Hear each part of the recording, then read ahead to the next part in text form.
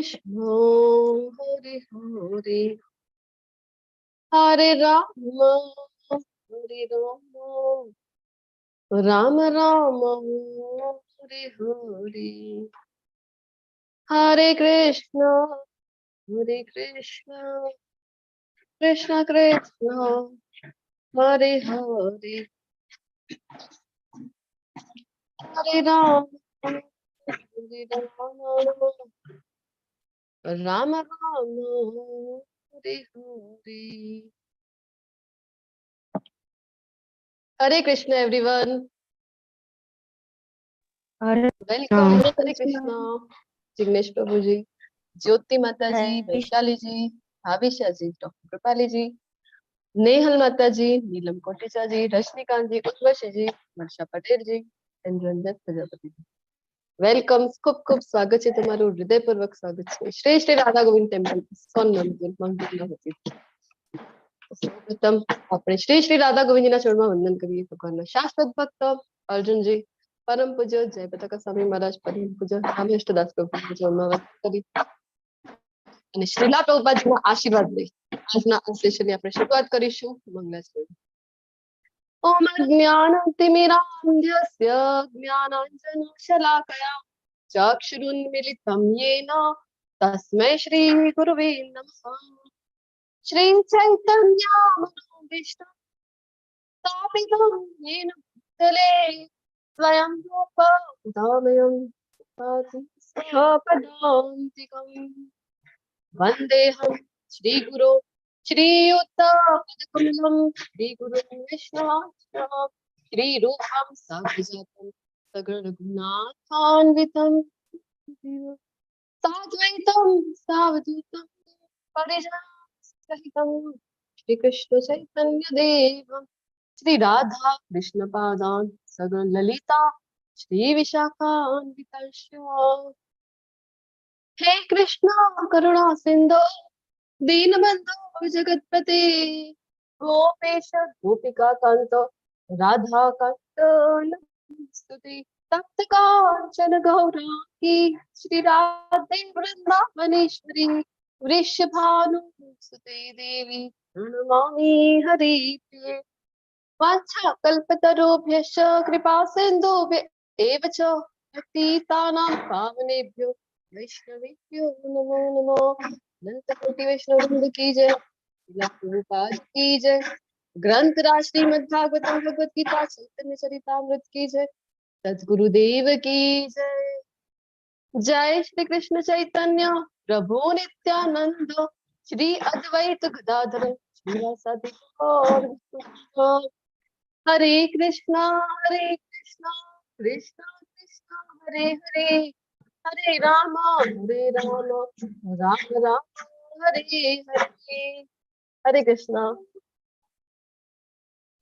હરે કૃષ્ણ ના મારું વોઇસ સંભળાય એવું છે ને કારણ કે મારા બેકગ્રાઉન્ડ માં થોડું નોઈઝ છે આજે ક્લિયર છે આઈ હોપ સો બરાબર હા અવાજ ક્લીન છે માતાજી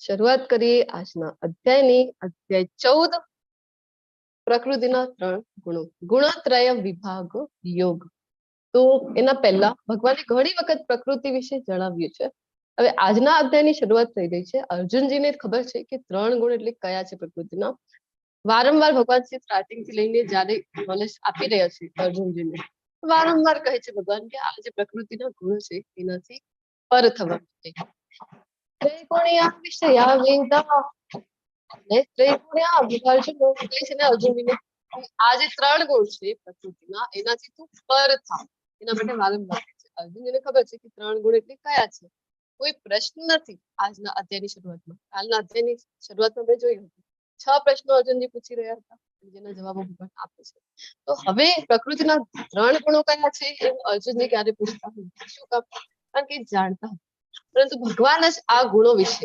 ડિટેલમાં વર્ણન અહીંયા આપી રહ્યા છે જે 3 ગુણ છે એ ખૂબ ડિટેલમાં આપી રહ્યા છે અહીંયા આજના આ અધ્યાયમાં શું કામ અર્જુનજી તો જાણે છે કારણ કે આપણા જેવા લોકો છે આપણે બધા આપણને આ જ્ઞાન જે જ્ઞાન છે એ ખૂબ જ ઇમ્પોર્ટન્ટ છે આ જે 3 ગુણો વિશેનું છે કારણ કે આપણને ખબર પડે એક તો ટેસ્ટ જેવું છે આજનું જે અધ્યાય છે ને આપણે ક્વિઝ આપતા હોઈએ ને અથવા તો ટેસ્ટ આપતા હોઈએ આવી રીતના છે. આપણને ખબર પડે આ બધા ગુણો જ્યારે જાણીશું કે આપણે ક્યાં અત્યારે છીએ અને ક્યાં આપણે જવાનું છે, આપણે કયા ગુણોમાં અવસ્થિત છીએ અને કેવી રીતે ધીરે ધીરે દરેક ગુણને આપણે પાર કરી શકાય છે. તો ખૂબ જ ઇમ્પોર્ટન્ટ આ જે ચેપ્ટર છે આજનું, સમજવામાં ખૂબ જ સરળ છે આજનો જે અધ્યાય છે. અને આ અધ્યાય સારી રીતે સમજાઈ ગયું તો આગળના અધ્યાયો આપણે સારી રીતે સમજી શકીશું. 17મો અને 18મો જે અધ્યાય છે એ એના ઉપર જ ડિપેન્ડ છે. બધું 3 3 3 ત્યાં આવે છે.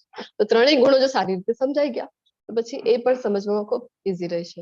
અને પ્રભુપાદજીના મેક્સિમમ જે લેક્ચર છે આ અધ્યાય ઉપર છે, આજના આદિ પ્રકૃતિના સ્થળ પર. તો શરૂઆત કરીએ આજના અધ્યાયની. તો એક પિક્ચર આપણી સમક્ષ છે અહીંયા.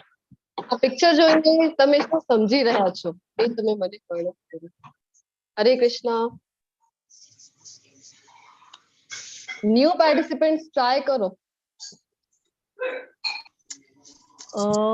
નીલમજી, નેહલજી, તમે બોલવા ટ્રાય કરો. ઉર્વશીજી, વર્ષા પટેલજી, વૈશાલી સાહનીજી. નામ લઈ રહી છું એમાંથી કોઈ બોલશે અનમ્યુટ કરીને? હરે કૃષ્ણ. આપણે તો ફક્ત હાથની કઠપુતલી છે, એ આપણને જે રીતે નિર્દેશ કરે છે એ રીતે આપણે કાર્ય કરીએ છીએ. ઓકે, યસ, ખૂબ સરસ. હજી બીજા કોઈને કઈ એડ કરવું છે અથવા તો જણાવવું છે પિક્ચર જોઈને શું સમજી શકીએ?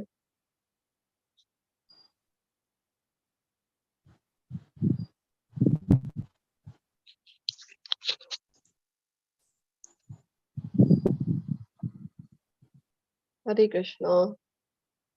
ઓકે, તો ડોક્ટર કૃપાલીજી નું હેન્ડ રેસ છે, આપણે પૂછીશું એમ. હરે કૃષ્ણ. આ પિક્ચર જણાવવા માટે પ્રકૃતિના 3 ગુણ છે, સત્વ, રજ અને તમ. આપણે તેના દ્વારા બંધાયેલા છીએ અને તેના દ્વારા આપણે કોઈ પણ દેહ ધારણ કર્યો હોય છે અને એ આપણે એનાથી બદ્ધ થઈ અને કાર્ય કરતા હોઈએ છીએ. પરંતુ જો આપણે આ 3 ગુણોથી પર થઈ જઈએ તો આપણે પરમ પુરુષોત્તમ પરમેશ્વરને પામી શકીએ છીએ. ખૂબ સરસ માતાજી, થેન્ક યુ ડોક્ટર કૃપાલીજી. તો જો 3 આપણને અહીંયા માતાજી તમારું હેન્ડ ડાઉન કરી દીધું ને લોઅર. 3 લેવલમાં આપણને આજે હા થઈ ગયો. આ પિક્ચર 3 લેવલમાં આપણે જોઈ શકીએ છીએ. સૌથી નીચે જે આવે છે એ આપણે બધા છીએ, આપણે બધા જીવ માત્ર છીએ.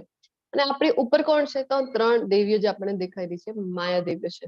જે 3 ગુણ છે ને, ત્રણેય ગુણોની પ્રકૃતિ કહેવાય અથવા તો માયા દેવીઓ કહેવાય છે. આજે દેવીઓ છે તો એ આપણને કઠપુતલી, બધાને ખ્યાલ છે ને, કઠપુતલીનો ખેલ થતો હોય છે, દોરીથી બાંધેલા હોય છે અને પડદાની પાછળ જે છે કઠપુતલીને નચાવનાર હોય છે. એટલે આપણને તો ફક્ત કઠપુતલી જ દેખાય. જે શું આપણે નાના નાના હોઈએ અને જોવા જતા હતા, બધાને ખ્યાલ હશે.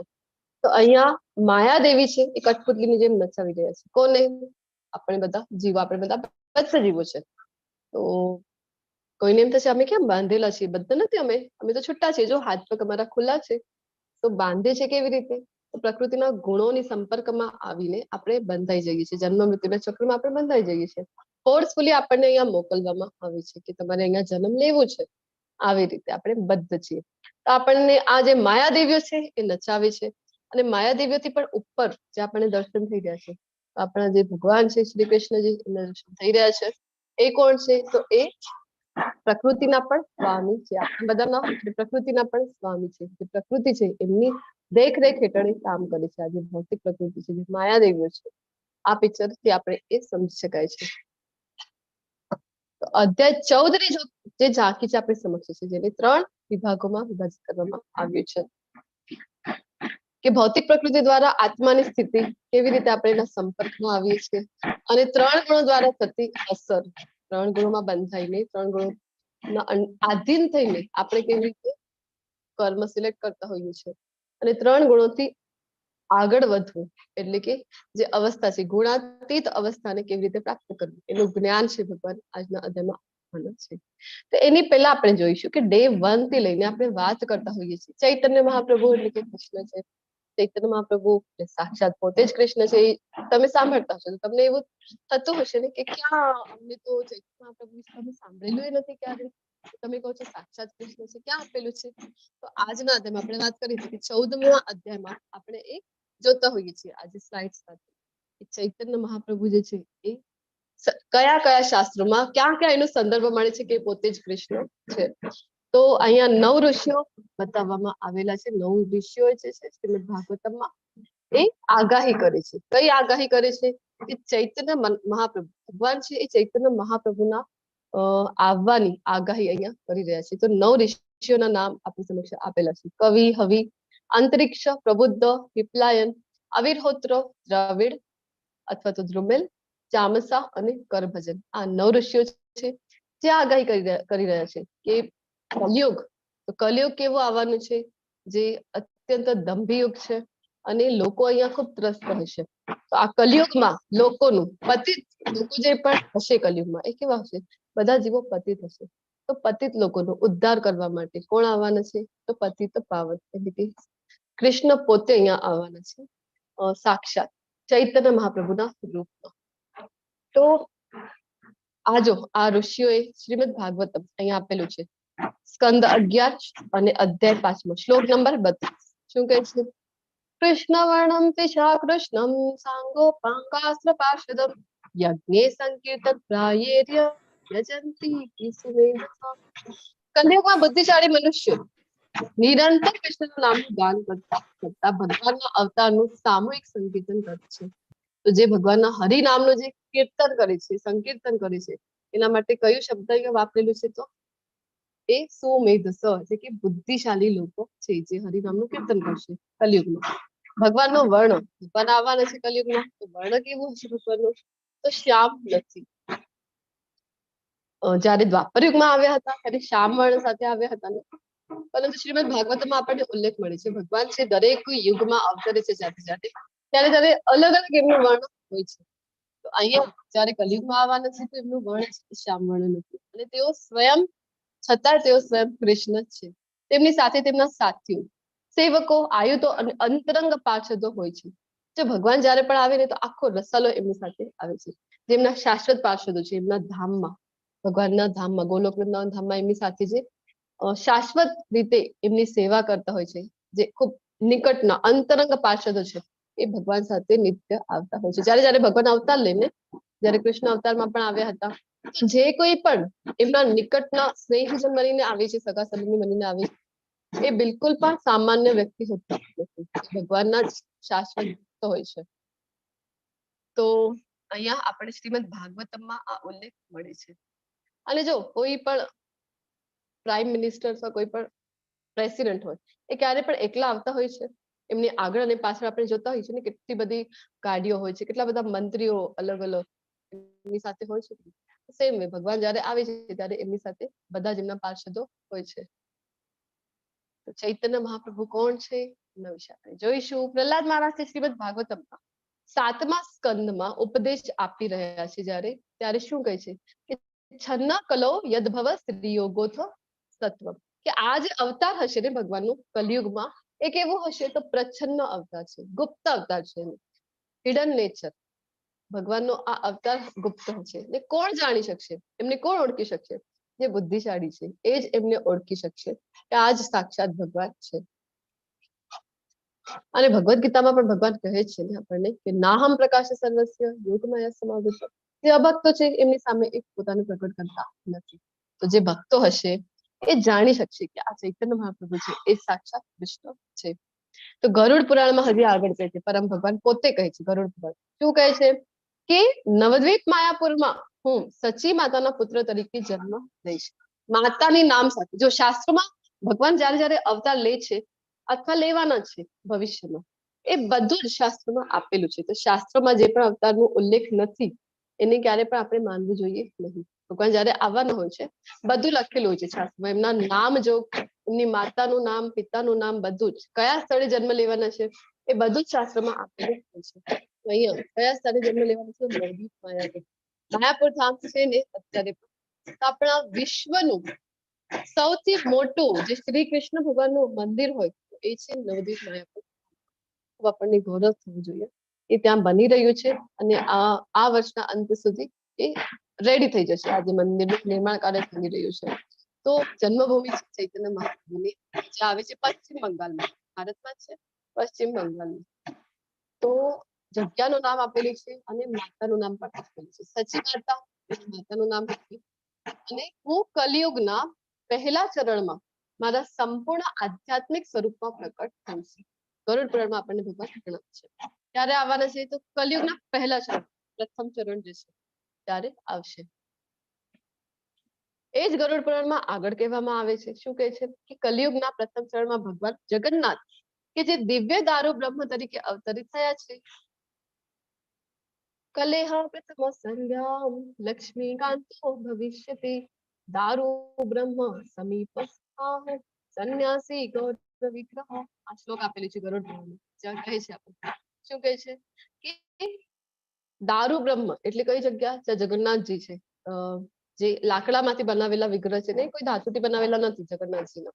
તો ભગવાન જગન્નાથ જ્યાં છે દારૂ બ્રહ્મ તરીકે અવતરિત થયા છે તેની નજીક પૂર્ણ પુરુષોત્તમ પરમેશ્વર સુવર્ણ કાંતિ ધરાવતા સર્વ પ્રકટ થશે. પ્રથમ તે લક્ષ્મીપતિ બનશે અને પછી તે સંન્યાસી બનશે. તો આજે ચૈતન્ય મહાપ્રભુ છે એ અવતાર લે છે અહીંયા.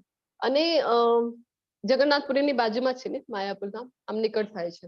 ત્યાં અવતાર લે છે અને એમનું જે વર્ણ છે એ કેવું છે?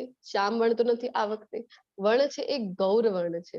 સુવર્ણ કાંતિ, તપ્ત કાંચન આપણને કહેતા હોય છે ને કે તપેલા કાંચન સોનાનું જેવું વર્ણ હોય એટલું શુદ્ધ, એટલું ચળકતું અને એટલું જ ગૌર વર્ણ છે એ ધરાવે છે ચૈતન્ય મહાપ્રભુ. વર્ણ છે એ રાધાજીનો લઈને આવે છે અને ભાવ જે છે એ પણ રાધાજીનો લઈને આવે છે ચૈતન્ય મહાપ્રભુ. શું કામ? કારણ કે જ્યારે એમને એ જોયે છે કે રાધાજી છે મને કેટલો પ્રેમ કરે છે, તેમને એમ થાય છે કે આવું તે મારામાં શું છે અને કે રાધાને મારી ભક્તિ કરવામાં, માને પ્રેમ કરવામાં આટલો આનંદ મળી રહ્યું છે.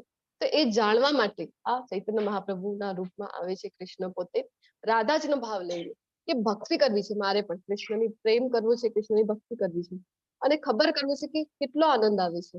એટલા માટે ભક્તના અવતારમાં આવે છે ચૈતન્ય મહાપ્રભુ. તો પહેલા તો એક ગૃહસ્થાશ્રમમાં પ્રવેશ કરે છે. લક્ષ્મી એમના પત્નીનું નામ હોય છે. તો લક્ષ્મીપતિ બને છે અને પછી સંન્યાસ ગ્રહણ કરીને બતાવે છે એક ઉદાહરણ પોતે સેટ કરીને બતાવે છે કે સંન્યાસી છે એમનું જીવન કેવું હોવું જોઈએ. કારણ કે ભગવદ ગીતામાં પણ પોતે કહે છે ને યદ યદ આચરતિ શ્રેષ્ઠ તદ્દેવે કરો જનઃ. તો ભગવાન પોતે અહીંયા બતાવે છે કે કેવી રીતે ભક્તિ કરવી જોઈએ, કેવી રીતે સંન્યાસ આશ્રમનું પાલન કરવું જોઈએ. જો ભગવાન જયારે કૃષ્ણ અવતારમાં આવ્યા ને અત્યંત કૃપાલુ છે. આપણને ભગવદ ગીતા આપી ગયા છે. ભગવદ ગીતાના દરેક પાને પાને આપણને ખબર પડે. જેમ જેમ આપણે વાંચન કરતા જઈએ, જેમ જેમ ભક્તિમય સેવા કરીને વાંચન કરીએ તો આપણને ખબર પડે છે કે ભગવદ ગીતાના પાને પાને ભગવાન એક જ ઈચ્છે છે કે આપણે ભગવાનના ધામમાં જઈએ. ભગવાન એના માટે બધું જ્ઞાન આપણને આપી રહ્યા છે ભગવદ ગીતામાં. ભગવાને કીધું છે ભગવત શરણાગતિ કરો, ભક્તિને સેવા કરો, પણ આપણાથી એ થયું નહીં. આપણે ભગવાનની શરણાગતિ સ્વીકારી ના, એ તો ખૂબ અઘરી છે, બધું છોડીને કૃષ્ણના શરણે જવું એ અમારાથી નહીં થાય. ભક્તિમાં સેવા કરવી તો ના, સેવા અમારાથી નહીં થાય. આપણે એ કઈ કર્યું નહીં. એટલા માટે ભગવાન ફરીથી આવે છે આપણને પોતે પ્રેક્ટિકલ જે ટર્મ્સ આપણને ભગવદ ગીતામાં આપી ગયા છે, આપણાથી જે થયું નહીં એને પોતે જીવીને આપણને બતાવે છે. કૃષ્ણની ભક્તિ કરવી કેવી રીતે એ આપણને શીખડાવે છે અહીંયા. નૃસિંહ પુરાણમાં કહેવામાં આવ્યું છે પૂર્ણ પુરુષોત્તમ પરમેશ્વર કે જે સતયુગમાં દૈત્યના ત્રાસ રૂપી ભયંકર વ્યાધિને નાથવા માટે અડધું શરીર મનુષ્યનું અને અડધું શરીર સિંહનું ધારણ કરીને પ્રકટ થયેલા અને જે ત્રેતાયુગમાં રામ તરીકે અવતરિત થયા અને 10 માથાવાળા દૈત્યો રાવણનો સંહાર કર્યો. પહેલા આવ્યા સતયુગમાં કોની સહાયતા કરી આવીને? તો પ્રહલાદ મહારાજની. નરસિંહ અવતાર લીધું ને પ્રહલાદ મહારાજની સહાયતા કરી. અને પછી આવે છે ત્રેતાયુગમાં રામ તરીકે અને રાવણને હણે છે. 10 માથાવાળો જે રાવણ છે એનો સંહાર કરીને આ જે પૃથ્વી છે એનું ભાર ઓછું કરે છે.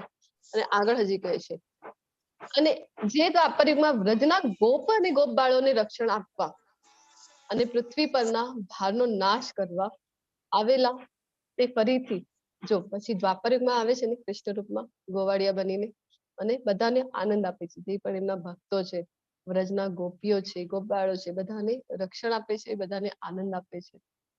અને ઘણા બધા અસુરોનો સંહાર કરે છે ને ત્યારે પણ જે કંસ મોકલતા હોય છે એટલા બધા અસુરો બધાનો સંહાર ભગવાન કરે છે વિધાઉટ એની શસ્ત્ર. તો અને એ જ ભગવાન જે છે એ ફરીથી કળિયુગમાં અવતરિત થશે. તેનું સ્વરૂપ સુવર્ણ કાંતિમય હશે. સ્વરૂપ પણ આપેલું છે જો નરસિંહ પુરાણમાં કે કેવું હશે એમનું સ્વરૂપ, તો સુવર્ણ કાંતિ સમાન એમનું સ્વરૂપ હશે. તે હંમેશા ભગવાનના પવિત્ર નામનો જપ કરવામાં આનંદિત હશે. શું કરવાના છે અહીંયા? તો આપણને ભક્તિ કરવા શીખવાડવાના છે, ભગવાનનું નામ જપ કરવાનો છે, જે કલિયુગનો યોગ ધર્મ છે એ આપણને બતાવવાનો છે. અને તેમનું નામ હશે ચૈતન્ય મહાપ્રભુ. અને વર્ણ એમનું ગૌર છે એટલે એમને ગૌરાંગ મહાપ્રભુ પણ કહેવામાં આવે છે. હમણાં જ લાસ્ટ મંથમાં જે આપણી હોળીના સમય પૂર્ણિમા ગઈ ને એ હતી ગૌરાંગ પૂર્ણિમા. ત્યારે ચૈતન્ય મહાપ્રભુનો આવિર્ભાવ દિવસ હોય છે.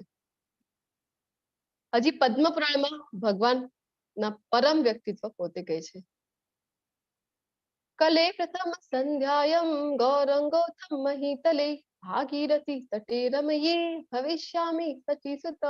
ત્યાં પણ આપણને કહે છે કે હું આ પૃથ્વી પર કલિયુગના પ્રથમ ચરણમાં, જો કલિયુગની અત્યારથી લઈને આપણે જો ગણના કરીએ તો અત્યારથી 500 વર્ષ પહેલા જેવું જે સમય છે ત્યારે આ ચૈતન્ય મહાપ્રભુ આવીને ગયા છે. અને દ્વાપર યુગની સંધ્યા જ એને આપણે કહી શકાય ને કે દ્વાપર યુગ તો હજી હમણાં જ ખતમ થયું છે અને કલયુગ હજી શરૂ જ થયું છે. કલયુગની અવધિ આપણે કાળના સ્લાઇડમાં જોઈ શકીએ. કેટલી અવધિ છે કલયુગની ટોટલ? 4,32,000 માતાજી. 4,32,000 વર્ષ, જેમાંથી અત્યાર સુધીમાં લગભગ 5,500 વર્ષ જેટલો સમય છે એ વીતી ગયો છે. તો અત્યારે આપણે એમ કહી શકીએ કે શરૂઆત જ થઈ છે. બસ આપણે કહેતા હોય ને ઘોર કલયુગ આવી ગયું છે, કે કલયુગ તો હજી આવવાનું બાકી છે. તો માત્ર શરૂઆત છે. અને તો એમ કહી શકાય કે અત્યારે જ આજે ગૌરંગ મહાપ્રભુ છે 500 વર્ષ પહેલા આવી ગયા છે, તો આમ આપણે કહી શકીએ કે અત્યારે જ આવીને ગયા છે. તો આપણે બધા ઘણા ભાગ્યશાળી છીએ કે અત્યારે જ આપણા જ યુગમાં છે આ ગૌરંગ મહાપ્રભુ, જે અત્યંત મર્સીફુલ, અત્યંત કૃપાલુ, દયાથી ભરપૂર જે અવતાર છે ભગવાનનો, એ આવીને ગયા છે. તો શું જણાવે છે કે હું આ પૃથ્વી પર કલયુગના પ્રથમ ચરણમાં ભાગીરથી નદીના તટ પર આવેલા. ભાગીરથી નદી એટલે કઈ નદી? ગંગા. ગંગા. ગંગા. કૃષ્ણ અવતારમાં આવ્યા ને તો બધી લીલાઓ કરી હતી યમુના નદીના કિનારે. તો ગંગા નદી છે એ કહે છે ભગવાન મને પણ લાભ આપો ને. પછી ભગવાન આવે છે ચૈતન્ય મહાપ્રભુના રૂપમાં અને બધી લીલાઓ એમની છે ગંગા નદીના કિનારે.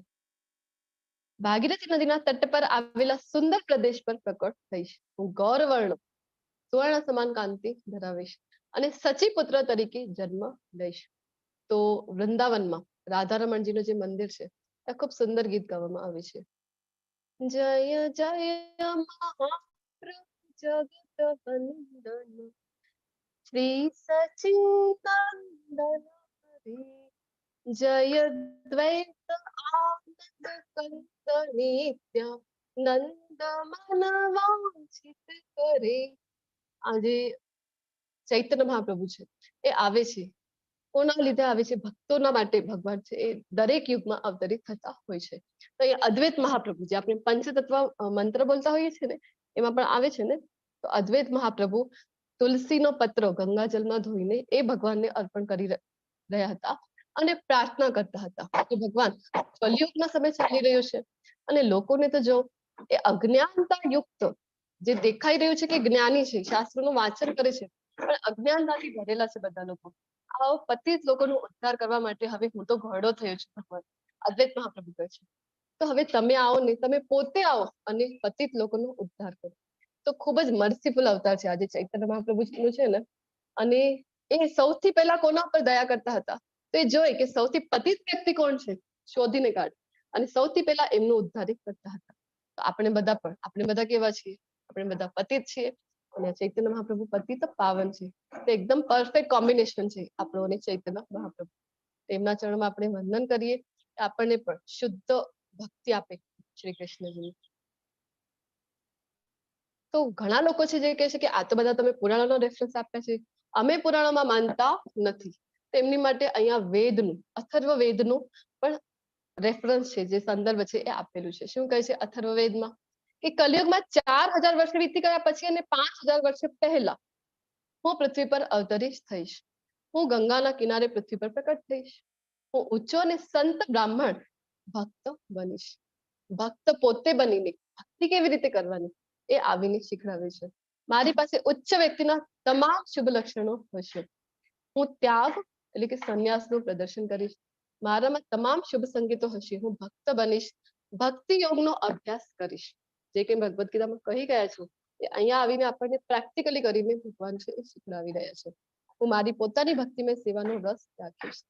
એવો તો કેવો આનંદ છે મારી ભક્તિમાં કે ભક્તો છે ને, ભગવાનના ભક્તોને તમે જો કે જ્યારે પણ સંકીર્તન કરતા હોય અથવા તો ભગવાનના નામનું સ્મરણ કરતા હોય એક અનેરો જ આનંદ એમના ચહેરા પર આપણને જોવા મળે છે. તો ભગવાનને પણ થાય છે અમારા ભક્તોને એટલું તો આનંદ ક્યાંથી આવતું હશે, તો મારી ભક્તિ કરવામાં એવું શું છે, તો પોતે અહીંયા આવે છે પોતાની જ ભક્તિનો રસનો આસ્વાદન કરવા. તો ગૌરાંગ મહાપ્રભુ કી જય. એ આપણે જોઈ ગયા છે બધા જ રેફરન્સ જેનાથી આપણને ખબર પડશે કે ચૈતન્ય મહાપ્રભુ છે એ પોતે જ સાક્ષાત કૃષ્ણ છે. રાધાજીના ભાવ સાથે આવે છે ને એટલે અત્યંત કૃપાલુ છે. કારણ કે રાધાજી કેવા છે એ માતા છે. માતા કેવી હોય છે? માતા અત્યંત દયાલુ હોય છે. એ જે ઇમોશનલ ક્વેશ્ચન છે એ વધારે હોય છે માતામાં પિતા કરતા. કૃષ્ણ છે પિતા છે આપણા, પરંતુ માતામાં એક સ્નેહ જે છે લાગણી છે એ વધારે હોય છે. અહીંયા ચૈતન્ય મહાપ્રભુ જ્યારે રાધાજીનો વર્ણ અને રાધાજીનો ભાવ બંને લઈને આવી રહ્યા છે તો એ પણ અત્યંત કૃપાલુ છે. શરૂઆત કરીશું આજના અધ્યાયની. અધ્યાય 14 શ્લોક નંબર 1. શ્રી ભગવાન વાચ પરમ ભૂય પ્રવક્ષ્યામિ જ્ઞાનાનાં જ્ઞાનોત્તમં યજ્ઞાતા મુનય સર્વે પરામ સિદ્ધિ મિતો ગતઃ.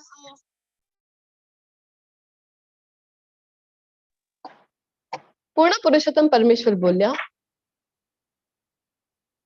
Just a moment.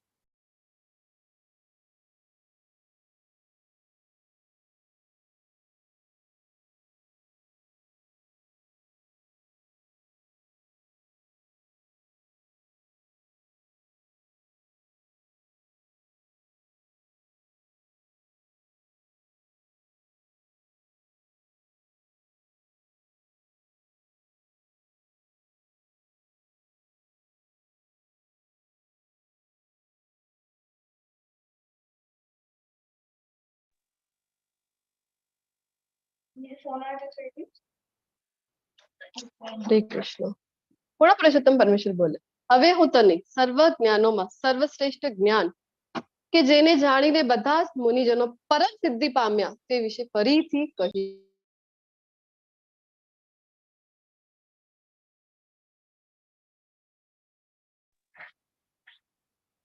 તો હવે કેવું જ્ઞાન આપવા જઈ રહ્યા છે? તો ભગવાન કહે છે કે એવું જ્ઞાન આપીશ ને હું તને કે જે જ્ઞાન મુનિજનો કેવા છે? મુનિજનો ઓલરેડી સિદ્ધ હોય છે, સિદ્ધ અવસ્થામાં છે, તો એમને પણ જે સિદ્ધિ અપાવે આવું જે જ્ઞાન છે એ હવે આપવા જઈ રહ્યા છે ભગવાન છે. અને કહે છે કે ફરીથી આપીશ, કારણ કે એના પહેલા પણ ઘણી વખત ગુણોનું વર્ણન કરેલું છે ને, અહીંયા હવે ડિટેલમાં બતાવવા જઈ રહ્યા છે કે પ્રકૃતિના જે ગુણો છે કેવી રીતે એ કામ કરે છે, કેવી રીતે આપણે એમના સંપર્કમાં આવી જઈએ છીએ અને કયા કયા ગુણો દ્વારા ખબર પડે છે કે આપણા ઉપર કયા ગુણનો પ્રભાવ વધારે છે. આ જ્ઞાનમાં સ્થિર થવાથી મનુષ્ય મારા જેવી દિવ્ય પ્રકૃતિ પ્રાપ્ત કરી શકે છે. આ પ્રમાણે સ્થિર થવાથી તે સર્જન સમયે જન્મ લેતો નથી કે પ્રલયકાળે નથી થતો નથી. મારા જેવી પ્રકૃતિ, દિવ્ય પ્રકૃતિ એટલે આપણે પણ ભગવાન બની જઈશું. હું પણ ભગવાન અને તમે પણ ભગવાન કે કરતા હોય છે ને ઘણા બધા લોકો. નમો નારાયણ. તમારા અંદર જે નારાયણ છે એમને અમે નમન કરીએ છીએ. આપણે ક્યારે ભગવાન બની શકાય છે? પોસિબલ છે આ? નહીં, ક્યારેય ભગવાન બની શકતા નથી. બીજા જ અધ્યાયમાં, ચોથા અધ્યાયમાં પણ ભગવાન કહે છે ને કે શાશ્વત છે, આત્મા શાશ્વત છે. આપણું પણ સ્વરૂપ છે એ ભગવાન જેવું છે, સચ્ચિત અને આનંદ. પરંતુ ક્વોલિટીમાં આપણે ભગવાનની સમક્ષ છીએ, પરંતુ ક્વોન્ટિટીમાં ફરક છે. ભગવાન કેવા છે? વિભુ છે. અને આપણે કેવા છીએ? તો આપણે અંશ છીએ, અણુ માત્ર છીએ. તો ખૂબ ફરક છે આપણામાં અને ભગવાનમાં. આપણે ક્યારેય પણ આત્મા છે પરમાત્મામાં, આપણે જોયું હતું બીજા જ અધ્યાયમાં, ક્યારેય વિલીન થતો નથી. તો ભગવાન જેવી પ્રકૃતિ એટલે કેવી રીતે સમજી શકાય આ વિધાનને?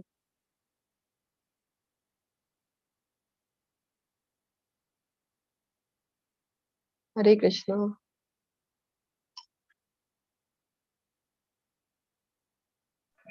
પંચતત્વ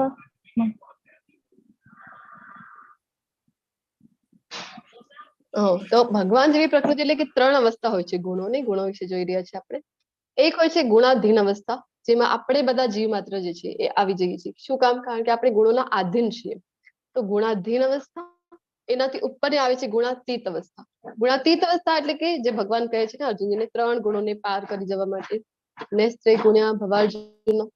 તો ગુણાતીત અવસ્થા જ્યાં ગુણોથી પર થઈ જવાતી હોય છે, એ કઈ અવસ્થા છે? તો ભગવાનના ભક્તો જે છે એ ગુણાતીત અવસ્થાને પ્રાપ્ત કરી શકે છે. શુદ્ધ ભક્ત, આપણા જેવા જે શીખ્યા ભક્તો છે એ નહીં. આપણે હજી પણ ગુણોની વશમાં છે, ગુણોને આધીન છે. તો જે શુદ્ધ ભક્તો છે ભગવાનના, જે ગુરુ મહારાજ હોય છે અને શિવજી છે, બ્રહ્માજી છે, આ બધા ભગવાનના શુદ્ધ ભક્તો છે.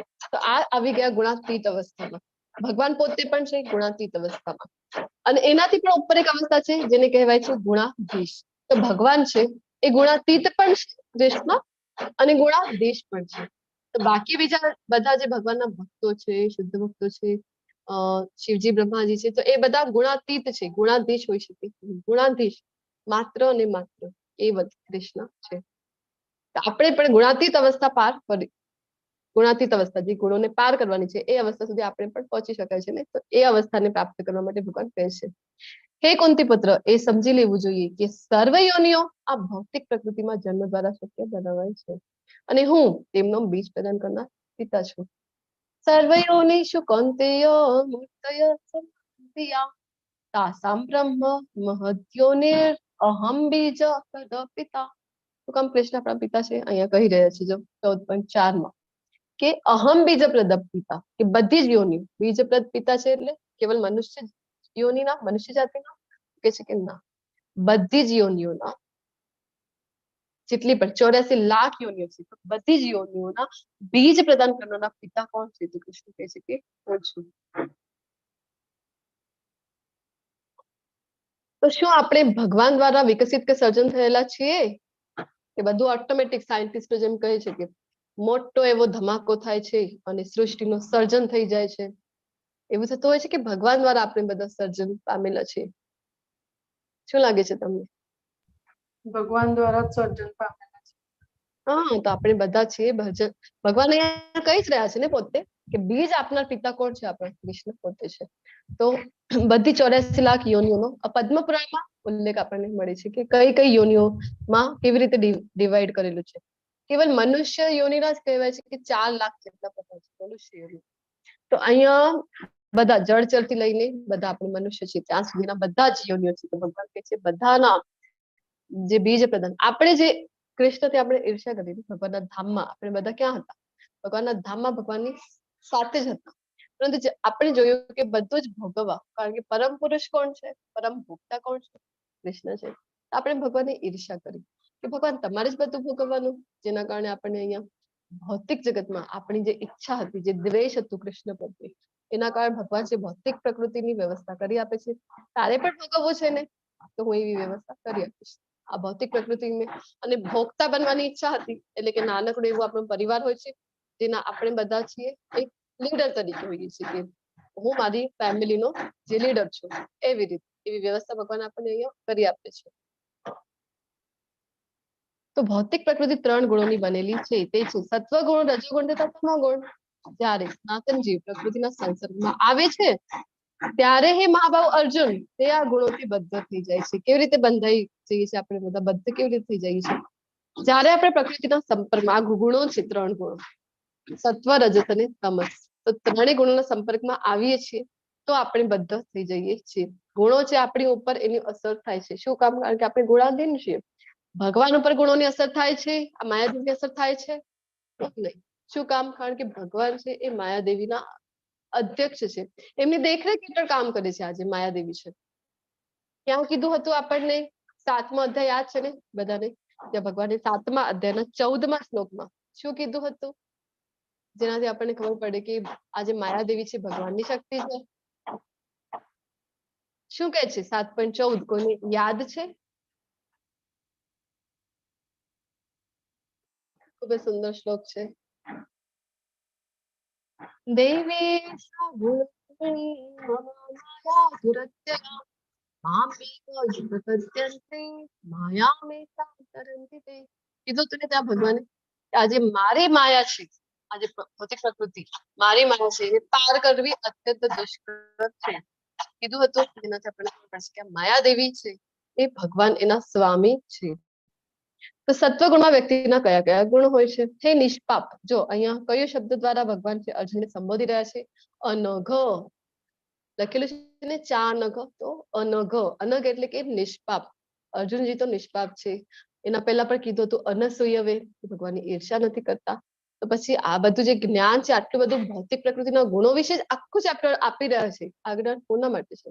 આ બધું જ્ઞાન આપણા માટે છે. તો સત્વગુણ અન્ય ગુણો કરતા અધિક શુદ્ધ હોવાથી પ્રકાશ આપનારો અને મનુષ્યને સર્વ પાપ કર્મોથી મુક્ત કરનારો છે.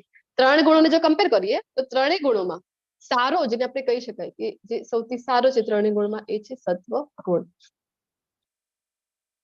પરંતુ આપણે સત્વ ગુણ સુધી પહોંચવાનો છે તો નહીં. આપણને તો ભગવાન શું કહી રહ્યા છે કે આ ગુણોથી પાર થવા માટે કહી રહ્યા છે. શું કામ? કારણ કે જો આગળ જણાવે છે કે જે મનુષ્યો આ ગુણમાં અવસ્થિત હોય છે તેઓ સુખ તથા જ્ઞાનના ભાવથી બદ્ધ થઈ જાય છે. અત્યાર સુધી આપણને કેવું હોય છે કે સત્વગુણ એટલે તો બહુ સારો છે, એ તો સારું કહેવાય ને સત્વગુણી છે તો. પરંતુ ભગવાન કહે છે કે બાંધે છે. સત્વગુણમાં પણ આપણે બંધાઈ જઈએ છીએ. શેનાથી? તો કહે છે કે સુખ તથા જ્ઞાનથી. હવે સત્વગુણ સારો છે તો બંધાઈ જઈએ છીએ, એ કેવી રીતે સમજી શકાય આ વાતને? ખૂબ સુખ હોય ને આપણી પાસે, અથવા તો ખૂબ જ્ઞાન હોય ને, તો ભક્તિમાં આવવા માટે આપણે અવરોધ ઉત્પન્ન કરે છે. કુંતી મહારાણી કહે છે ને કે 4 વસ્તુઓ છે તે અવરોધ ઉત્પન્ન કરે, ભક્તિમાં આવવા દેતી નથી. ખૂબ સૌંદર્ય હોય, ખૂબ સારો પરિવાર છે, ધન ખૂબ છે, અથવા તો જ્ઞાન ખૂબ છે, તો કુંતી મહારાણી કહે છે કે ભક્તિમાં આવી શકતી નહીં, અવરોધ ઉત્પન્ન કરે. તો અહીંયા કહે છે સુખ ખૂબ છે, બધું સેટલ છે, અને એમને આપણે જો કહીએ કે આવો ને તમે, તમારી પાસે સમય પણ છે, આવો ભગવદ ગીતાના આવી રીતે વર્ગો થાય છે, માળા જપ કરી, આપણે મંગલા આરતી કરીશું. તો કહે છે કે નહીં, બધું જ અમારી પાસે ભગવાનની દયાથી. મોટું એવું બંગલો છે જેમાં અમે બંને જણા રહીએ છીએ, બધું અમારું થઈ ગયું, હવે રિટાયરમેન્ટની લાઈફ છે, આરામથી જીવીશું. 2 જ બાળકો છે અમારા, એક લંડનમાં છે, એક ઓસ્ટ્રેલિયામાં છે, બધું સેટલ છે. તો બસ અમે એનાથી જ ખુશ છીએ. તો કઈ કરતા નથી, ભક્તિમાં આવતા નથી આવા જે લોકો છે. હા, સત્વગુણી છે, વહેલું ઉઠે છે, પરંતુ વહેલું ઉઠીને કરવાનું શું છે? બ્રાહ્મ મુહૂર્તમાં ઉઠી તો જાય, પણ એ જ ખબર નથી હોતી કે કરવાનું શું છે. વહેલા ઉઠીને આપણે બ્રહ્મ મુહૂર્તમાં ભગવાનનું નામ જપ કરવાનું, ભગવાનની મંગલા આરતી કરવાનું કેટલું મહત્વ છે, એ કરતા નથી. શું કરે? પ્રાણાયામ કરતા હોય છે, અથવા તો ધ્યાન કરશે કે ઓમ આવી રીતે બેસીને. પ્રાણાયામ કરવું કોઈ ખોટું નથી, આપણે ધ્યાનમાં ડિસ્કસ કરી ગયા છે શરીરને હેલ્ધી રાખવા માટે. પરંતુ બ્રહ્મ મુહૂર્તનો જે ઇમ્પોર્ટન્ટ સમય છે એ કોને આપવું જોઈએ? એ ભક્તિ માટે આપવું જોઈએ. પછી ઇવનિંગના ટાઈમમાં આપણે એ કરી શકાય છે. તો બાંધે છે, સુખ છે એ આપણને ભક્તિમાં આવવા દેતું નથી. જ્ઞાન ખૂબ છે, તો જે સાયન્ટિસ્ટ છે અથવા તો જે સાહિત્યકારો છે, તો એ બધા શું સમજતા હોય છે કે તમે બધા સુખપૂર્વક રહી રહ્યા છો ને અમારા લીધે, અમે શોધ કરીએ છીએ જેના કારણે આખી દુનિયા છે એ વ્યવસ્થિત રીતે ચાલી રહી છે. અમે નવી નવી શોધ કરતા હોઈએ છીએ. તો આવી રીતે જ્ઞાનનો એક અહમ આવી જાય છે જે આપણને બાંધે છે, ભક્તિમાં આવવા દેતું નથી. તો રજોગુણમાં વ્યક્તિ હોય તો કયા કયા ગુણ છે? તો હે કુંતી પુત્ર, રજોગુણી ઉત્પત્તિ, અમર્યાદિત ઈચ્છાઓ તથા તૃષ્ણાને કારણે થાય છે. બસ આ મળી જાય, એ પણ બની ગયું તો હજી આ મેળવવું છે, તે મેળવવું છે, લિસ્ટ એક રેડી હોય છે આપણી. તો રજોગુણી મેક્સિમમ આપણામાંથી આપણે બધા જે છીએ ને એ આવતા હોઈએ છીએ રજોગુણમાં. કારણ કે બધું મેળવવાની આપણને ઈચ્છા જ હોય છે. આ મળી જાય, તે મળી જાય. નાનું ઘર છે 1 BHK, મારું 3 BHK ફ્લેટ બની જાય. 3 BHK છે તો એક બંગલું મારું બની જાય. આવી રીતે અમર્યાદિત ઈચ્છાઓની ક્યારે અંત જ નથી. ગાડી છે, નાની ગાડી લીધી છે તો આનાથી મોટી મળી જાય, આનાથી સારી મળી જાય. એવું અમર્યાદિત ઈચ્છાઓમાં આપણે બધા એની અંદર આવીએ છીએ. જેના કારણે શું કરીએ? તો આપણે સકામ કર્મથી, ભગવાન કહી રહ્યા છે કે આથી જ દેહધારી જીવ સકામ કર્મથી બદ્ધ થઈ જાય છે. પછી તો એટલી બધી લાલસાઓ છે તો એ પૂરી કરવા માટે કામ પણ એટલું કરવું પડે છે. તો કહે છે કે હા, આપણે કઈ જોતા હોઈએ છીએ ને, ઘણા બધા લોકો કહે છે, વળી એ પણ વાત ગર્વથી કહેતા હોય છે કે મારો દીકરો ખૂબ પેશનેટ છે, કલાકો કલાક સુધી એ ઓવરટાઈમ પણ કામ કરતો હોય છે, ઓવરટાઈમ પણ કામ કરવા તૈયાર થઈ જાય, બસ પૈસા મને મળવા જોઈએ, મારી ઈચ્છાઓ છે એ તો પૂરી થઈ જશે ને, હા તો બસ 12 કલાકની જગ્યાએ 16 કલાક કામ કરીશું, આવું માનતા હોય છે. કામ કરવું કઈ ખોટું નથી, પરંતુ એક સમય લિમિટેશન આપણને ખબર હોવી જોઈએ કે આપણી લાઈફમાં આધ્યાત્મ માટે પણ જે આપણને જન્મ મૃત્યુથી છોડાવી નાખે છે, આવા જ્ઞાન માટે આપણા લાઈફમાં સમય હોવું જોઈએ કે નહીં? એક ફાળેલો જે પર્ટિક્યુલર સમય ટાઈમિંગ આપણે આપવું જોઈએ આપણી ભક્તિ માટે, આપણું આધ્યાત્મિક જીવન માટે. ભક્તિ વિનોદ ઠાકોરજી છે, આપણા શિલા પ્રભુપાદજીના જે ગુરુ છે ને, ભક્તિ સિદ્ધાંત સરસ્વતી મહારાજ, એમના પિતાજી ભક્તિ વિનોદ ઠાકોરજી, એ આપણને આપે છે ટાઈમ ટેબલ. આપણને એમ થાય ને કે ટાઈમ નથી આપણી પાસે ભગવાનની સેવા કરવા માટે, તો 8+8+8 એવી રીતે 3 ભાગોમાં 24 કલાકને વિભાજિત કરીને આપણે આપે છે. પહેલા 8 કલાક તો કે છે કે આપણા માટે, કે એમાં બધું જ આવી ગયું 8 કલાકમાં. સુવાનું, ઉઠવાનું, જમવાનું, પોતાનું જે કંઈ કાર્ય છે, સ્નાન આદિ બધું આવી ગયું 8 કલાક. પછી 8 કલાક તો જે આપણા કર્મો છે, ધારો કે ગૃહિણી છે તો બધું ગ્રહ કાર્ય, અને પ્રભુજીઓ છે તો જે જોબ ઉપર જાય, બિઝનેસ ઉપર જાય, એ બધું કાર્ય આવી ગયું 8 કલાક. અને પછી જે 8 કલાક બચે છે એ 8 કલાક આપવાના છે ભગવાન માટે, ભક્તિમય સેવા માટે. આવી રીતે ડિવાઇડેશન હોવું જોઈએ, આચાર્ય આપણને બતાવે છે. તો તમોગુણ, હવે તમોગુણમાં કયા કયા ગુણો આવે છે? જે અજ્ઞાનતાની સ્થિતિ છે, ટોટલ જે કહેવાય ને ઇગ્નોરન્સ, તો આ છે તમોગુણ. હે ભરતપુત્ર, એમ જાણી લે કે અજ્ઞાનથી ઉત્પન્ન થતો તમોગુણ સર્વ દેહધારી જીવોનો મોહ છે. આ ગુણના પરિણામો કયા કયા પરિણામો છે? ઉન્માદ, પાગલપન, પાગલ જેવી હરકતો કરતા હોય છે, આળસ છે, તથા નિદ્રા હોય છે, કે જે બધા જીવને બાંધે છે. નિદ્રા ક્યારે પૂરી જ ન થાય. આપણે કહીએ બ્રહ્મ મુહૂર્તમાં ઉઠવું જોઈએ, ખૂબ મહત્વ છે, કે છે કે હા ઉઠીશું ને, કાલથી પાક્કું ઉઠીશું ને. પછી બીજા દિવસે આપણે કહીએ તો ઉઠ્યા નહીં, આજે મંગળા આરતીમાં આવ્યા નહીં, કે છે કે આજે તો નહીં થયું મારાથી, ઠંડી હતી થોડી, વાતાવરણ ચેન્જ થઈ ગયું ને, કાલે પાક્કું ઉઠીશ. પછી પૂછીએ તો ના આજે નહીં થયું. છુટ્ટીના દિવસે રવિવારે જરૂર ઉઠીશ. રવિવારે આવી જાય છુટ્ટીનો દિવસ, એક જ તો દિવસ મને મળે છે સુવા માટે, સુવા દો ને શાંતિથી. તો આવી રીતે કરે છે. ક્યારે એમનું જે છે નિદ્રા પૂરી ન થાય, અજ્ઞાનતામાં, આળસમાં, અજ્ઞાનતામાં એમનું જે જીવન વ્યતીત કરતા હોય છે. હે ભરતપુત્ર, સત્વગુણ, હવે નાનકડું એવું રિવિઝન છે ભગવાન ફરીથી કરાવી રહ્યા છે. સત્વગુણ છે તો મનુષ્યને સુખથી બાંધે છે. રજોગુણ તો કે છે કે સકામ કર્મથી બાંધે છે. ખૂબ સારા કર્મ પછી કરવા લાગી જઈએ, એક તો ઓવરટાઈમ આપણું જ કામ કરીએ, અથવા તો સકામ કર્મ, ફળની ઈચ્છા સાથે કરેલા જે કર્મ છે, સારા કર્મ, દાન પુણ્ય કરવા, એવું બધું પણ કરવા લાગે છે મનુષ્ય જ્યારે રજોગુણમાં હોય ત્યારે. શું કામ? કારણ કે પુણ્યનો ભાર મારે બાંધવો છે. મોટા મોટા હવન કરાવે, આવું બધું કરાવતા હોય છે. અને તમોગુણ છે તો મનુષ્યના જ્ઞાનને ઢાંકી દે છે અને પ્રમાદથી બાંધે છે. ત્રણ જે ગુણો છે આપણને બાંધે છે. એક જે છે તમોગુણ, એ લોઢાની સાંકળ છે, આયરનની સાંકળ. પછી રજોગુણ છે રૂપાની સાંકળ, ચાંદીની. અને પછી જે આવે છે સત્વગુણ છે સોનાની સાંકળ. ત્રણેય સાંકળ છે, ત્રણેય આપણને બાંધે છે. હે ભરતપુત્ર, તો આપણને એમ થાય કે અચ્છા, તો હું એક જ કોઈ ગુણમાં અવસ્થિત હોઈશ ને, સત્વગુણમાં, રજોગુણમાં, તમોગુણમાં? તો ભગવાન કહે છે કે ના, કોઈ વાર સત્વગુણ રજોગુણ તથા તમોગુણને પરાસ્ત કરીને મુખ્ય બની જાય છે, તો કોઈ વખત રજોગુણ એ સત્વ અને તમોગુણને પરાસ્ત કરીને મુક્ત થઈ જાય છે. પણ કોઈ વેળાએ તમોગુણ સત્વ તથા રજોગુણને પરાસ્ત કરે છે. આવી રીતે સર્વોપરિતા માટે સતત સ્પર્ધા ચાલતી છે. કોઈ પણ વ્યક્તિ હોય તો કોઈ પણ વ્યક્તિમાં આપણે એમ ન કહી શકીએ કે આ જ ગુણમાં એક પૂર્ણ સમય સુધી અવસ્થિત રહે છે. એક તો સમયનો પણ એમાં પાળો હોય છે, સમય પણ એને ઇફેક્ટ કરે છે. ધારો કે સવારનો જે સમય છે, બ્રહ્મ મુહૂર્તનો છે, અર્લી મોર્નિંગનો જે ટાઈમ છે, ત્યારે સત્વગુણ છે એની પ્રધાનતા હોય છે વાતાવરણમાં. તો આપણે ત્યારે સ્પિરિચ્યુઅલ પ્રેક્ટિસ આપણે કરી લેવી જોઈએ, નામ જપ કરી લેવા જોઈએ. તો અને જેમ જેમ સૂર્યોદય થાય છે ને, તો સૂર્યોદય આવ્યો, થઈ ગયું કે પછી આપણે બધા રજોગુણમાં અવસ્થિત થઈ જાય છે. આપણને બધા કામો છે યાદ આવવા લાગે કે આટલા વાગે મારે આ કરવું છે, એટલા વાગે ગયા મને આની પાછળ આ કામ છે, બધું આપણને યાદ. પછી જેમ રાત્રિનો સમય આવે છે, આખા દિવસ કામ કરી, રાત્રિનો સમય આવે તો તમોગુણમાં આપણે બધા અવસ્થિત હોઈએ છીએ, થાકી ગયા હોઈએ, દિવસભર કામ કરીને થાકી ગયા હોઈએ, નિદ્રા આપણને આવતી હોય છે, બીજું કઈ કરવા માટે આપણને ઉત્સાહ છે એ રહેતો નથી. એટલા માટે આપણી જે માળા છે આપણે વહેલો સવારે જ કરી લેવાની, પ્રયત્ન કરવાનો. નવા છીએ ને તો પ્રયત્ન કરી શકાય છે, ઈચ્છા કરી શકાય, બીજું કઈ નહીં. તો કાલના અધ્યાયમાં કીધું ને કે હૃદયમાં પરમાત્મા સ્વરૂપે બિરાજે છે, અને ઈચ્છા આપણે કરીએ તો ભગવાન છે એવી વ્યવસ્થા આપણને કરી આપે છે. તો સમયનું પણ એના ઉપર ઇફેક્ટ હોય છે, અને ઘણી વખત જગ્યાનું પણ થાય છે ને, આપણે મંદિરમાં જ્યારે હોઈએ ત્યારે આપણે બધા કેવા બધાને મળતા હોઈએ છીએ, કેટલો આનંદ આપણા મુખ પર હોય છે, એક આપણને અલગ જ સ્પિરિચ્યુઅલ આનંદ આપણા અંદર આપણા મુખ પર જોવા મળે. મંદિરથી બહાર નીકળ્યા તો કોઈ આપણી ગાડીને ઓવરટેક કરી ગયું, તરત જ આપણે ગુસ્સે થઈ જતા હોઈએ છીએ, તરત જ તમો ગુણમાં આવી જઈએ. તો આવી રીતે સતત સ્પર્ધા ચાલે છે ત્રણેય ગુણોમાં. જો આજે ગેમ છે ને, ટગ ઓફ વોર જેને કહેવાય છે, દોરી ખેંચી રહ્યા છે બધા, આ ત્રણેય ગુણ છે અને મનને એ ખેંચતા હોય છે. તો ક્યારેક તમો ગુણ ખેંચી લે મનને તો આપણે તમો ગુણમાં અવસ્થિત થઈ જઈએ, રજોગુણ ખેંચી લે તો રજોગુણમાં, સત્વગુણ ખેંચી લે તો રજોગુણમાં, સત્વગુણમાં. જ્યારે શરીરના સર્વે દ્વાર જ્ઞાનના પ્રકાશથી પ્રકાશિત થઈ જાય છે ત્યારે સત્વગુણના વ્યક્ત થવાનો અનુભવ કરી શકાય છે.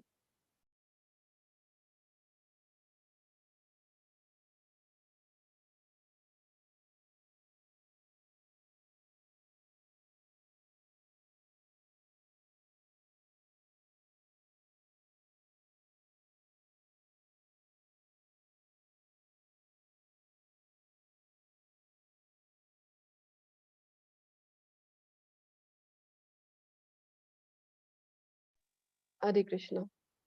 તો કયા દ્વાર છે શરીરના સર્વ દ્વાર? કેટલા દ્વાર છે ને કયા કયા છે? પાંચમા અધ્યાયમાં આપણે જોઈ ગયા હતા.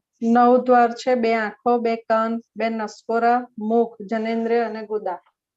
યસ, આ 9 દ્વાર છે. તો બધા જ દ્વાર ભગવાન કહી રહ્યા છે સત્વગુણમાં જ્યારે હોઈએ તો બધા જ પ્રકાશિત થઈ જાય છે. જો બધી ઉપરની બધી ઇન્દ્રિયોને આપણે ભગવાનની સેવામાં લગાવીએ તો બીજા પણ દ્વાર ભગવાનની સેવામાં લાગી જાય છે અને સત્વગુણમાં છે એવો અનુભવ આપણે ત્યારે કરી શકાય છે. લેવલ 2 માં આ બધું આપણે ડિટેલમાં જોતા હોઈએ છીએ.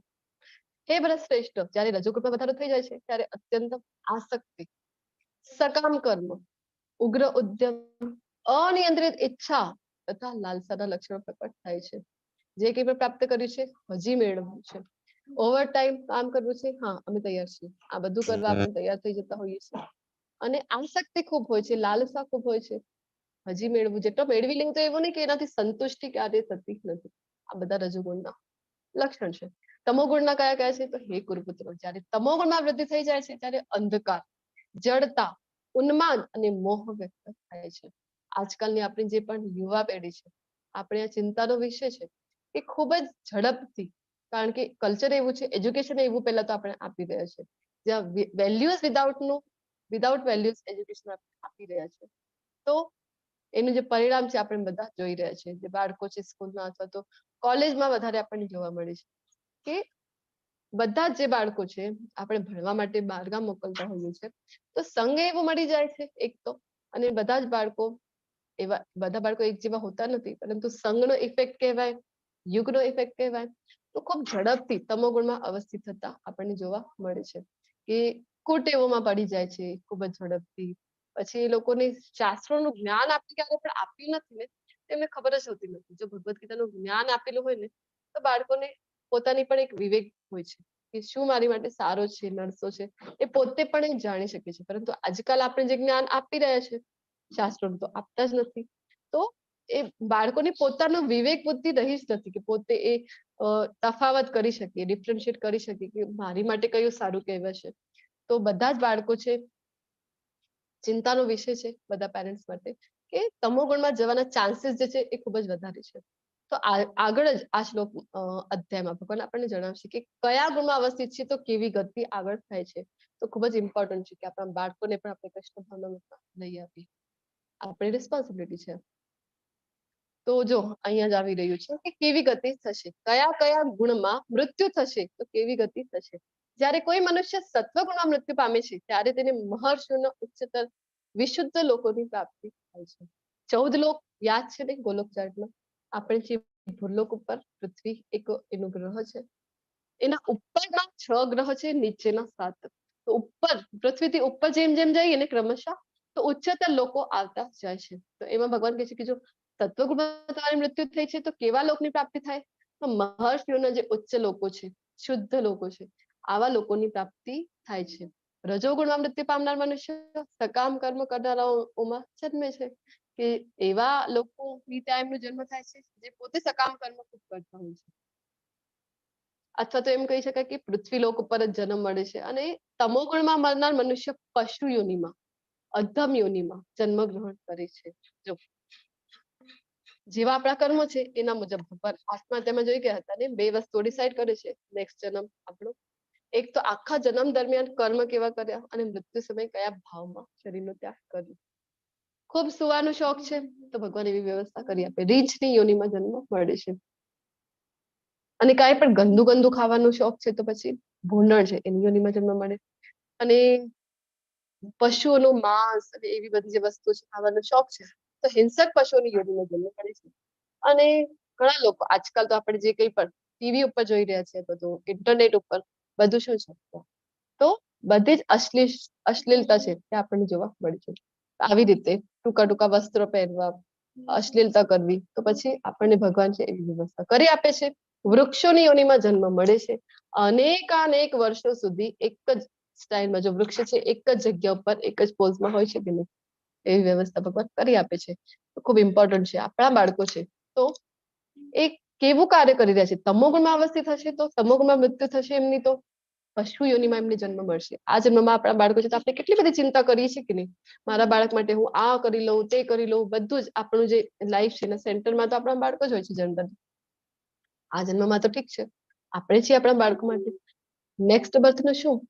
જો આવી જ રીતે એ જ ગુણમાં અવસ્થિત હશે તો નેક્સ્ટ બર્થમાં એમને આપણે કેવું લાગશે કે અધમ યોનિમાં આપણા બાળકોને જો જન્મ મળ્યો હોય તો ખૂબ ઇમ્પોર્ટન્ટ છે કે ભગવદ્ ગીતાનું જ્ઞાન એમને આપણે આપી, કૃષ્ણ ભાવનામૃતમાં એમને લઈ આપી.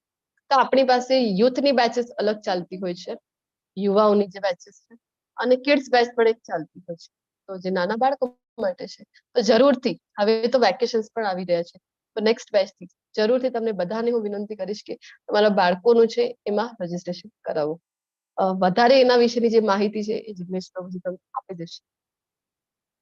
પુણ્ય કર્મનું ફળ શુદ્ધ હોય છે. હવે કેવું ફળ મળે છે, કયા ગુણમાં અવસ્થિત છે તો ફળ કેવું મળે? તો પુણ્ય કર્મ જે છે સત્વગુણમાં કરીએ આપણે તો ફળ છે એ કેવું છે? શુદ્ધ છે અને સાત્વિક ગુણમય કહેવાય છે. આ જે ફળ છે એને સાત્વિક ગુણમય વાળું કહેવાય. અને રજોગુણમાં કરેલું કર્મ હોય છે તો દુઃખમાં એ પરિણમે છે. તમોગુણમાં કરેલા કર્મો છે તો મૂર્ખામીમાં પરિણમે છે. કોઈ જ ફળ અહીંયા નથી મળતું, પરલોકની તો વાત જ જુદી છે. સત્વગુણથી વાસ્તવિક જ્ઞાનનો વિકાસ થાય છે.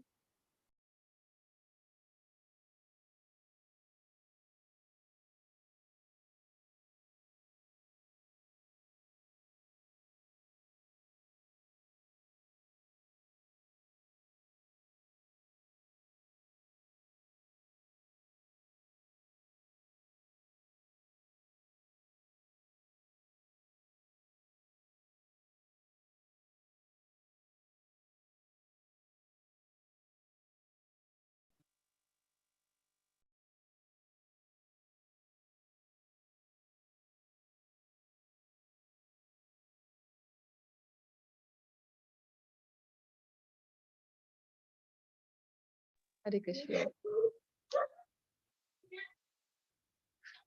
તો સત્વગુણથી વાસ્તવિક જ્ઞાનનો વિકાસ થાય છે, રજોગુણથી લોભ ઉત્પન્ન થાય છે. જ્ઞાન, જો સત્વગુણ કેવું છે, એક પ્લેટફોર્મ છે. એક ફ્લાઇટ પકડવી હોય તો ક્યાં જવું પડે આપણને? એરપોર્ટ ઉપર જવું પડે કે નહીં? તો એરપોર્ટ છે આજે સત્વગુણ છે. તો એરપોર્ટ ઉપર આવી ગયા, હવે ફ્લાઇટ ઉપરની જે ઓર છે એ આપણે પકડી શકાય છે. તો રજોગુણ છે તો કેવું છે? લોભ ઉત્પન્ન કરે છે. જ્ઞાન, આ સત્વગુણમાં આપણે છે ને તો જ્ઞાનનો વિકાસ કરીને ક્રમશઃ આપણે એને પણ પાર કરી, ત્રણેય ગુણોને પાર કરીને શુદ્ધ સત્વગુણ આવે છે, જે ગુણોથી ઉપર છે, શુદ્ધ સત્વગુણ. તો કૃષ્ણ માટે આપણે જે કંઈ પણ કરીએ છીએ ને એ બધું આપણું આવી જાય છે શુદ્ધ સત્વગુણ. એ ત્રણેય ગુણોથી પર છે. આપણે આ ભગવદ્ ગીતાના વર્ગો કરીએ, ભગવદ્ ગીતાનું વાંચન કરીએ, બુક ડિસ્ટ્રીબ્યુશન કરીએ, અથવા કોઈને કૃષ્ણ ભાવનામૃતનો પ્રચાર કરીએ, નામ જપ કરીએ, આ બધી જે કંઈ પણ એક્ટિવિટીઝ છે કૃષ્ણ સાથે જે કૃષ્ણ પ્રત્યાર્થી કરતા હોઈએ છીએ તો બધું શુદ્ધ સત્વગુણમાં આવે છે. અકર્મ છે બધું. આપણે જોયું ને કે અકર્મ બાંધતું નથી. આ ત્રણ ગુણ છે આપણને બાંધે છે. રજોગુણ છે લોભ થાય છે, અને તમોગુણમાં પ્રમાદ હોય છે, મોહ હોય છે અને અજ્ઞાનતા હોય છે. એક જ વ્યક્તિના અલગ અલગ ગુણમાં અવસ્થિત છે ત્યારના પિક્ચર આપણે જોઈએ તો આપણને ખબર પડે છે. ઘણા બધા લોકો છે જેમને મળીને માત્ર, જેમની સાથે આપણો કોઈ સંવાદ પણ ન થયો હોય, ભલે કેવળ મળ્યા પણ હોય તો એ જે હોય છે ને નેગેટિવિટી એમની આપણને ફીલ થાય છે. ત્યાંથી આવીને આપણું જ મન છે એ વિચલિત થઈ જતું હોય છે. એક જ વ્યક્તિ છે, અલગ અલગ ગુણોમાં અવસ્થિત છે અહીંયા પણ, તો એમના ચહેરાના હાવભાવ આપણે જોઈ શકાય છે કે સત્વગુણમાં કેવા હાવભાવ છે, રજોગુણમાં કેવા છે, અને તમોગુણમાં કેટલા ભયાવહ છે. તો સત્વગુણી મનુષ્યો ક્રમશઃ ઉપર ઉચ્ચતર લોકોમાં જાય છે. ફ્લાઇટ છે જો ઉપર જઈ રહી છે, ઉચ્ચ લોકો, પૃથ્વીથી ઉચ્ચ લોકો જે છે. રજોગુણી માણસો અહીંયા જ રહે છે, એટલે કે પૃથ્વી લોક ઉપર. અને જે ઘૃણાજનક તમોગુણમાં હોય છે તેઓ નીચે નરક લોકમાં જાય છે. આ 14 લોક છે ને એની નીચે આપણે વાત કરી હતી. 28 જાતના નરક લોક પણ છે.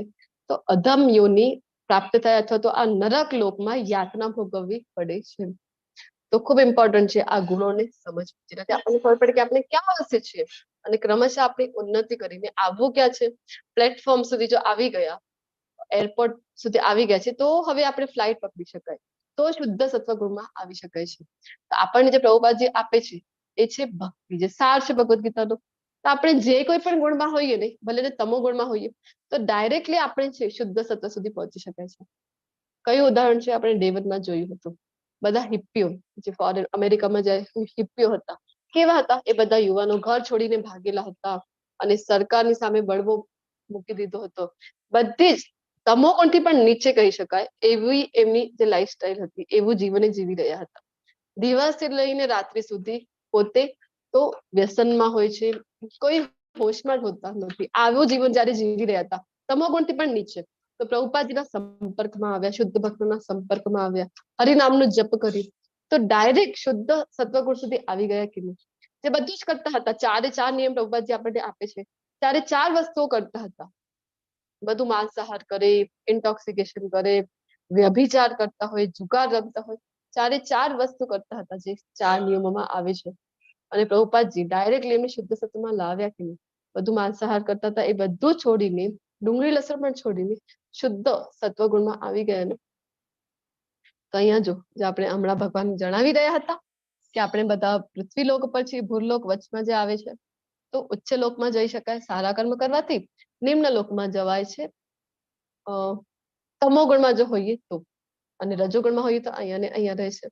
તો ખૂબ સારા કર્મો કર્યા, સત્વગુણમાં જીવનનો ત્યાગ કર્યો, શરીરનો ત્યાગ કર્યો, તો પણ ફાયદો શું છે? ઉચ્ચ લોકમાં જઈને પણ નવમાધ્યમાં જોઈ ગયા છે, ક્ષીણે પુણ્યે મર્ત્ય લોકમ વિશંતિ. પુણ્યનો જ્યાં સુધી બેલેન્સ છે ત્યાં સુધી ઉચ્ચ લોકમાં, બેલેન્સ ખતમ ફરીથી અહીંયા જ પૃથ્વી લોક ઉપર. તો આપણે ટ્રાય કરવાનું છે કે આ જે આખું આપણે જોઈ રહ્યા છે ભૌતિક જગતને પાર કરીને આધ્યાત્મિક જગતમાં ભગવાનના ગોલોક વૃંદાવન ધામમાં જવા માટે. તો શું હું આ સ્થિતિઓને પાર કરી શકું? જે ગુણમાં પણ હું છું વધારે અવસ્થિત, એને પાર કરી શકાય? તો ભગવાન આપણને જણાવી ગયા છે. જ્યારે કોઈ મનુષ્ય સારી રીતે જાણી લે છે કે સર્વ કાર્યોમાં પ્રકૃતિના 3 ગુણો સિવાય અન્ય કોઈ કરતા નથી, તથા તે પરમેશ્વરને જાણી લે છે કે તે જેઓ આ 3 ગુણોથી પર છે. ભગવાન કેવા છે? ગુણોથી પર છે, ગુણોને આધીન નથી, ગુણોના સ્વામી છે ભગવાન છે. ત્યારે તે મારા દિવ્ય સ્વભાવને પ્રાપ્ત કરે છે. ભગવાનનો દિવ્ય સ્વભાવ કયું છે? ભગવાનનો દિવ્ય સ્વભાવ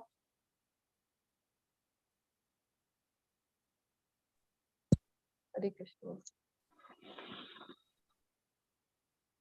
સચ્ચિદાનંદ.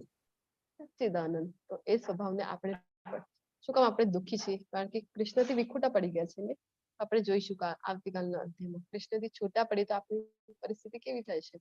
કૃષ્ણના અંશ છે ને, એમની સાથે રહીશું, જ્યાં સુધી કનેક્ટેડ રહીશું ત્યાં સુધી આપણે આ અવસ્થાને પ્રાપ્ત કરી શકીશું. કૃષ્ણથી જુદા થઈને આપણે ક્યારે પણ આ અવસ્થા, સચ્ચિદાનંદ અવસ્થાને ક્યારે પ્રાપ્ત કરી શકીશું નહીં.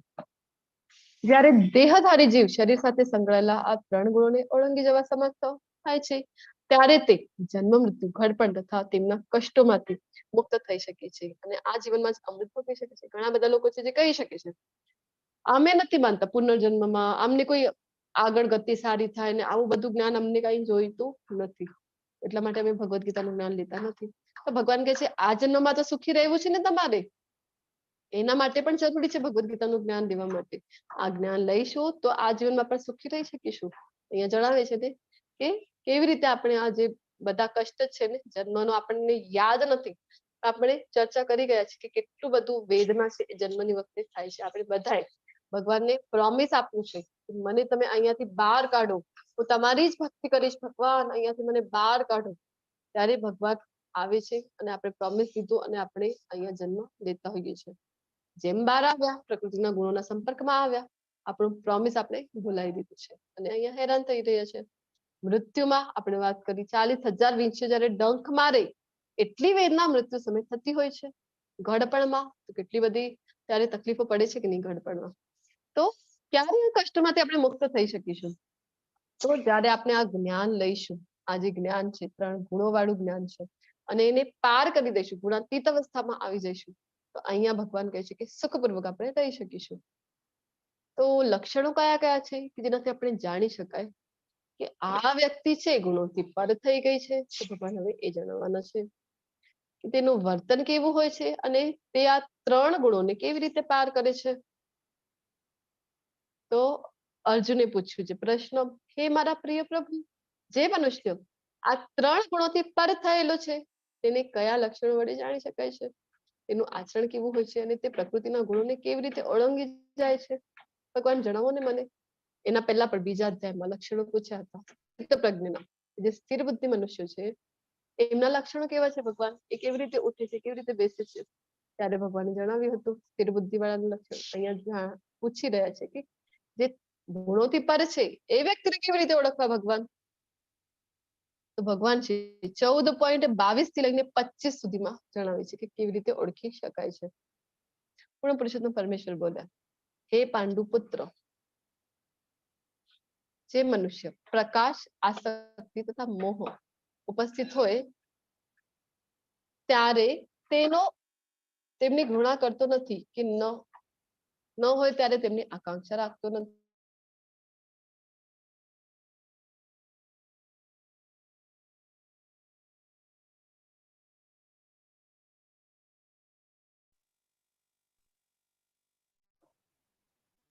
જે ભૌતિક ગુણોની આ સર્વ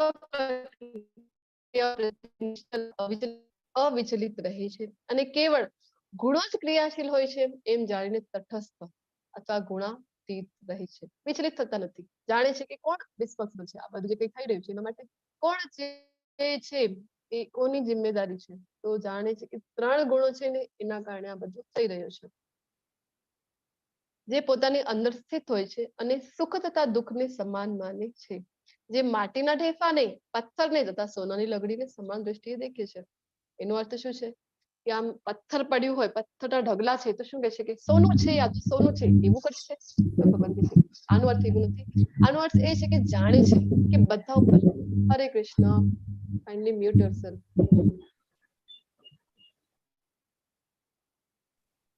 હરે કૃષ્ણ. ધરા માતાજી, તમારું માઇક ઓન છે.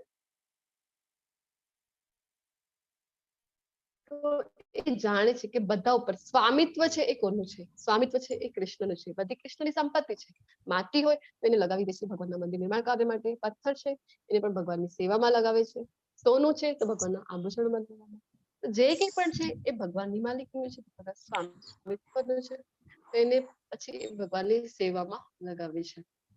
જે અનુકૂળ તથા પ્રતિકૂળ પ્રતિ સમાન રહે છે, જે ધીર છે તથા પ્રશંસાને બદનામીમાં, માન તથા અપમાનમાં સમાન ભાવે રહે છે.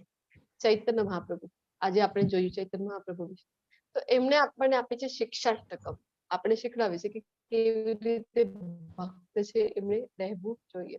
તો શિક્ષાષ્ટકમ આપણને જણાવે છે કે અમાની ના માન દેનો કીર્તનીય સદા હરી, કે આપણે તો માનની આશા રાખવાની નથી, ઉલટાનું તૃણાદપી સુનીચેન કરોરપી સહિષ્ણુઃ.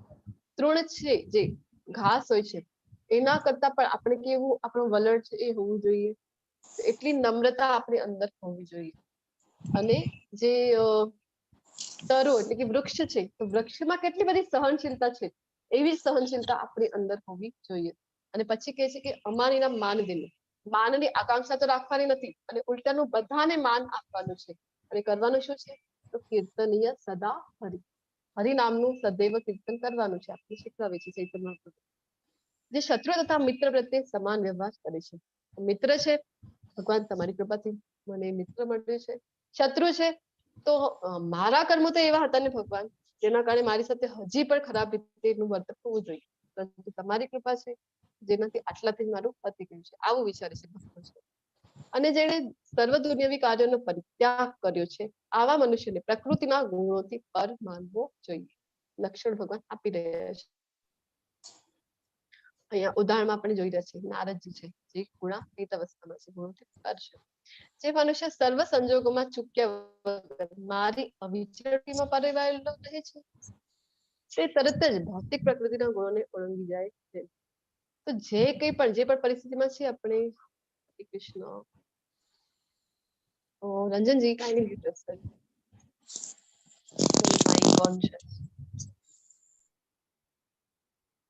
તો જ્યારે કોઈ પણ પરિસ્થિતિ હોય આપણી આજુબાજુ, તો પણ આપણી જે દૃઢતા છે ભક્તિમાં, જે ભગવાન ઉપર વિશ્વાસ છે, એ અડીગ રહે છે અને આપણે ભગવાન ભક્તિની સેવામાં રહીએ છીએ, તો ભગવાન કહે છે કે પ્રકૃતિના ગુણોને એ પાર કરી જાય છે અને એ જ રીતે બ્રહ્મ પદ સુધી પહોંચી જાય છે. અને હું જ તે નિર્વિશેષ બ્રહ્મનો આશ્રય છું કે જે અમર્ત્ય, અવિનાશી તથા સનાતન છે અને અંતિમ સુખની સ્વાભાવિક સ્થિતિ છે. બ્રહ્મપદ એટલે કે ભગવાનની પ્રાપ્તિના 3 તબક્કા જે જોયા હતા આપણે, બ્રહ્મ, પરમાત્મા અને ભગવાન. બ્રહ્મ જે હતું આપણે જોઈ ગયા છે ને, બ્રહ્મ એટલે શું હતું? સૂર્યનું તેજ. એ આપણે ઉદાહરણ સાથે સમજ્યું હતું, અને વાસ્તવમાં બ્રહ્મ એ ઉપાસના જે કરે છે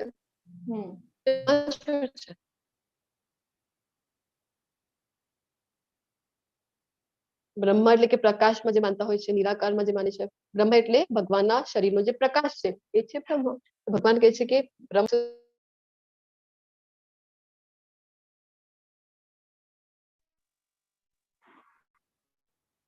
જ્યારે મારી ભક્તિમાં એ નિમગ્ન રહે છે ત્યારે. અને આગળના શ્લોકમાં આપણને જણાવી રહ્યા છે કે બ્રહ્મણો હિ પ્રતિષ્ઠા અહમ પ્રતિષ્ઠાહમ અમૃતસ્યાવ્યયસ્ય ચ શાશ્વતસ્ય ચ ધર્મસ્ય સુખસ્ય એકાંતિકસ્ય ચ. કે આ જે બ્રહ્મ છે એ મારે આધારે છે. ઘણા લોકો શું કહેતા હોય છે, બ્રહ્મ એટલે જ ભગવાન છે, બસ આની આગળ કઈ છે જ નહીં, પ્રકાશ. પ્રકાશને જ માનો, નિરાકારને માનતા હોય છે માયાવાદીઓ બધા. ભગવાન કહે છે કે આ જે બ્રહ્મ છે મારા આધારે છે. શું કામ? અને કેવું છે? ભગવાન કહે છે કે પણ અમર્ત્ય છે, અવિનાશી છે અને સનાતન છે, શાશ્વત છે. શું કામ? કારણ કે મારું જ તો પ્રકાશ છે આ. તો ભગવાન કેવા છે? ભગવાન પોતે શાશ્વત છે, તો એમનો પ્રકાશ એવું નથી કે અમુક સમય માટે પ્રકાશ આવી રહ્યું હતું, વચમાં તો કે બંધ થઈ ગયો, પછી ફરીથી ચાલુ થઈ ગયું, એવું નથી. એ પણ કેવું છે? તો કન્ટિન્યુઅસલી આવે છે, જે બ્રહ્મ છે એ. તો બ્રહ્મની ઉપાસના કરવી એટલે આપણે જો એને ભગવાનને આંશિક અનુભૂતિ છે, ભગવાનની જાણવાની, ભગવાનને પ્રાપ્ત કરવાની પૂર્ણ અનુભૂતિ કઈ છે? તો ભગવાનને એમના મૂળ રૂપમાં જો આપણે એમનું ભક્તિ કરીએ, ભગવાનની સેવા કરીએ, તો એ આપણી પૂર્ણ અનુભૂતિ છે. આની સાથે આપણું જે ખૂબ જ ઇમ્પોર્ટન્ટ ટેસ્ટ આપણે 14મો અધ્યાય પૂર્ણ થાય છે. તમે બધા ખૂબ શાંતિપૂર્વક અને ધ્યાનપૂર્વક મને સાંભળ્યું છે. કૃપા સિંધુ એવ ચ પતિતાનાં પાવનેભ્યો વૈષ્ણવેભ્યો